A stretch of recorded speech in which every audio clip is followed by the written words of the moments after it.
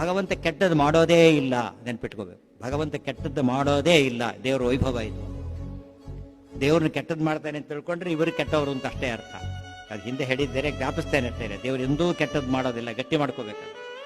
ಅದು ಗೊತ್ತಿಲ್ಲದೆ ನಮ್ಗೆ ದೇವ್ರು ಕೆಟ್ಟದ್ದು ಮಾಡ್ದ, ದೇವ್ರ ಕಾಲ ಕಳೆದ, ದೇವ್ರು ಹಾಳು ಮಾಡದ ಅನ್ನಬಾರದು. ಅವನು ಕೆಟ್ಟವರಾದ್ರೆ ಮಾತ್ರ ಕೆಟ್ಟದನ್ನು ಮಾಡ್ತಾನೆ. ದೇವರು ದೋಷರಹಿತ, ಸಕಲ ದೋಷರಹಿತ, ಕೆಟ್ಟದ್ದು ಹೇಗೆ ಮಾಡ್ತಾನೆ? ಗುಣ ಇಲ್ದವನು ಕೆಟ್ಟದ್ದು ಮಾಡ್ತಾನೆ. ಅನಂತಾನಂತ ಕಲ್ಯಾಣ ಗುಣಗಣ ಪರಿಪೂರ್ಣ, ಅವನೇ ಕೆಟ್ಟದ್ದು ಮಾಡ್ತಾನೆ, ಮಾಡೋದಿಲ್ಲ. ಮತ್ತೆ ಕೆಟ್ಟದ್ದಾಯ್ತಲ್ಲ ಅಂತ ಕೇಳಿದರೆ, ಹಿಂದೆ ಕಥೆ ಹೇಳಿದ ಜ್ಞಾಪಕ ಇರಬೇಕು.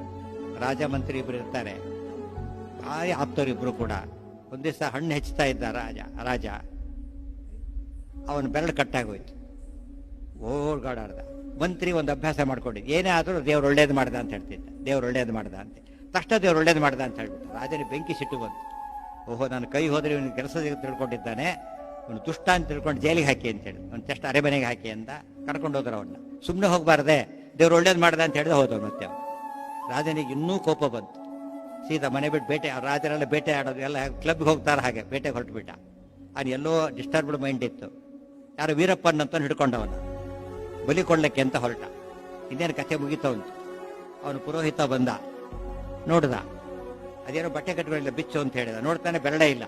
ಅವನು ಹೇಳಿದ, ಬಲಿ ಇತ್ತು ಅವ್ರನ್ನ ಕೊಡಬಾರದು, ಊನಾಂಗರನ್ನ ಬಲಿ ಕೊಡಬಾರದು, ಬಿಟ್ಟು ಬಿಡು ಅಂತ ಹೇಳಿದ. ಅವ್ನು ಬಂದ್ಬಿಟ್ಟ ಮನೆಗೆ ವಾಪಸ್. ಮಂತ್ರಿನ ಕರೆದ.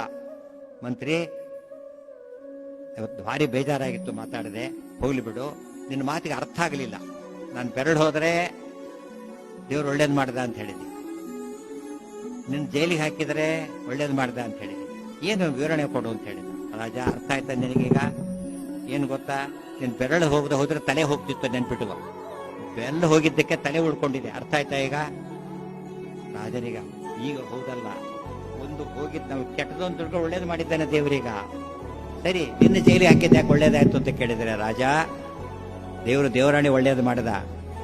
ನೀನೇನಾದ್ರೂ ಕೊಂಡು ಜೈಲಿಗೆ ಹಾಕ್ತಾ ಹೋಗಿದ್ರೆ ನಿನ್ನ ಜೊತೆ ನಾನೂ ಬರ್ತಿದ್ದೆ ಕಾಡಿಗೆ, ಇಬ್ಬರೂ ಕಾಡಿಗೆ ಹೋಗ್ತಾ ಇದ್ವಿ, ನಿನ್ನ ಕೈ ಇಲ್ಲ ಬಿಡ್ತಿದ್ದು, ನನ್ನ ತಲೆ ಹೋಗ್ತಿತ್ತು, ಗೊತ್ತಾಯ್ತಾ ಅಂತ ಹೇಳಿದರೆ.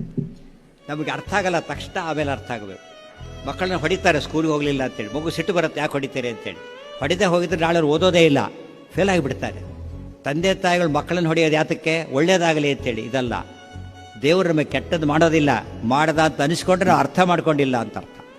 ಒಳ್ಳೇದಾಗಲಿ ದೇವರು ಅನುಗ್ರಹ ಮಾಡ್ತಾನೆ ಹೊರತು ಅದದ್ದೇ ದಾಸಡೆ ಆದದ್ದೆಲ್ಲ ಒಳಿತೇ ಆಯಿತು, ನಮ್ಮ ಶ್ರೀಧರಣ ಸೇವೆಗೆ ಸಾಧನ ಸಂಪತ್ತಾಯಿತು. ತುಂಬ ಜನಕ್ಕೆ ಇದು ಗೊತ್ತಿರಬೇಕು. ಸುಮ್ಮನೆ ಟೆಸ್ಟ್ ಮಾಡ್ತಾ ಹೋಗಿ, ನಾವು ಕಥೆಗಳು ಬೇಕಾಗಿಲ್ಲ, ನಾವೇ ಅಂದ್ಕೊಂಡು ನೋಡಿ, ಅಯ್ಯೋ ದೇವ್ರು ಎಷ್ಟು ಒಳ್ಳೇದು ಮಾಡಿ ನಮಗೆ ಅನಿಸುತ್ತೆ. ಆಮೇಲೆ ನಾವು ಯಾಕೆ ಯೋಚನೆ ಮಾಡೋದಿಲ್ಲ ಅಂದರೆ ದೇವ್ರ ಬಗ್ಗೆ ಮರ್ತೇ ಬಿಟ್ಟರೆ ಯೋಚನೆ ಮಾಡ್ತಾ ಇಲ್ಲ. ಒಂದು ಸ್ವಲ್ಪ ಯೋಚನೆ ಮಾಡಿದರೆ ದೇವರು ಯಾವಾಗಲೂ ಒಳ್ಳೆಯದನ್ನು ಮಾಡ್ತಾನೆ. ದೇವರು ನಮ್ಮಿಂದ ಏನೂ ಎಕ್ಸ್ಪೆಕ್ಟ್ ಮಾಡೋದಿಲ್ಲ, ಮುಂದೆ ಹೇಳ್ತಾರೆ ಅದನ್ನು.